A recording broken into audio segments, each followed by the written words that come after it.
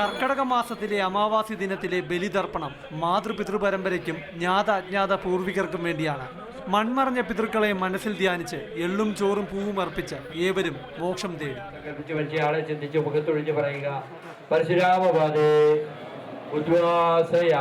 ശനിയാഴ്ച വൈകിട്ട് 6:28 മുതൽ ഞായറാഴ്ച ഉച്ചയ്ക്ക് 3:16 വരെയാണ് കർക്കിടക വാവ് ബലിതർപ്പണം. അതിനാൽ പുലർച്ചെ 2:30 മുതൽ പ്രധാന ബലിതർപ്പണ കേന്ദ്രങ്ങളിലും സ്നാനഘട്ടങ്ങളിലും നല്ല തിരക്ക് അനുഭവപ്പെട്ടു.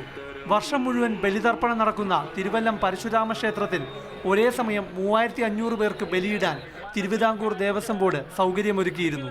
കടൽ ശാന്തമായിരുന്നതിനാൽ ശംഖുമുഖം, വർക്കല പാപനാശം കടൽ തീരത്തും ബലിമണ്ഡപത്തിലുമായി പതിനായിരങ്ങൾ പിതൃമോക്ഷം തേടി. ആലുവ മണപ്പുറത്തും പെരുമ്പാവൂർ ചേലാമറ്റം ശ്രീകൃഷ്ണസ്വാമി ക്ഷേത്രത്തിലും വാവു ബലിയിടാൻ നല്ല തിരക്കനുഭവപ്പെട്ടു. പിതൃതർപ്പണത്തിന് പ്രസിദ്ധമായ തിരുനാവായ നാവാമുകുന്ദ ക്ഷേത്രം, തിരുനെല്ലി ക്ഷേത്രം, കോഴിക്കോട് വരയ്ക്കൽ കടപ്പുറം, കാസർഗോഡ് തൃക്കണ്ണാട് ത്രയംബകേശ്വര ക്ഷേത്രം എന്നിവിടങ്ങളിൽ അതിരാവിലെ മുതൽ പിതൃമോക്ഷത്തിനായി ഇടവേളയില്ലാതെ പതിനായിരങ്ങളെത്തി. ജില്ലാ ഭരണകൂടവും പോലീസും ഫയർഫോഴ്സും എല്ലായിടത്തും വേണ്ടത്ര തയ്യാറെടുപ്പ് നടത്തിയിരുന്നു. മാതൃഭൂമി ന്യൂസ്, തിരുവനന്തപുരം.